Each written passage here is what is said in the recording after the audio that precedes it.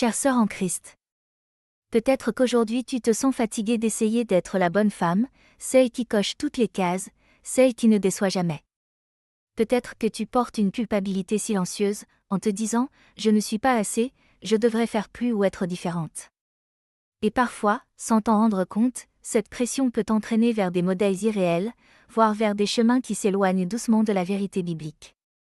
La parole de Dieu nous parle pourtant clairement de ce qu'est une femme vertueuse, loin des faux modèles et des exigences écrasantes. La parole nous dit dans Proverbe 31 versets 10 à 12. Qui peut trouver une femme vertueuse?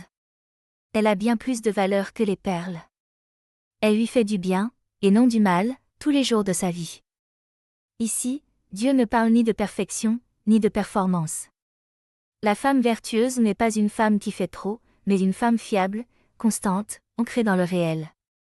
Sa valeur ne vient pas de ce qu'elle montre, mais de ce qu'elle construit dans la durée.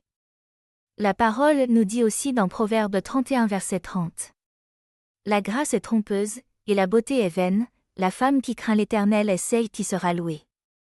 Ce verset démonte les faux modèles spirituels et sociaux. La crainte de Dieu, ce n'est pas être perché, ni au-dessus des autres, ni dans des pratiques floues. C'est marcher humblement avec Dieu, dans la vérité, sans chercher à impressionner. Enfin, la parole nous dit dans 1 Pierre 3 versets 3 à 4 que la vraie parure est intérieure, un esprit doux et paisible, d'un grand prix devant Dieu. Cela nous libère de la culpabilité de ne pas être assez. Dieu ne te demande pas d'en faire plus, mais de lui ressembler, dans la simplicité et la vérité. On va maintenant prier. Je t'invite à t'installer, à fermer les yeux, et à remettre tout cela au Seigneur. Seigneur Jésus, je te remets toutes les culpabilités, tous les faux modèles et toutes les attentes irréalistes que j'ai portées. Libère-moi de ce qui ne vient pas de toi.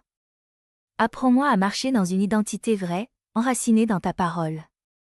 Je veux te ressembler, et non ressembler au schéma du monde. Amen.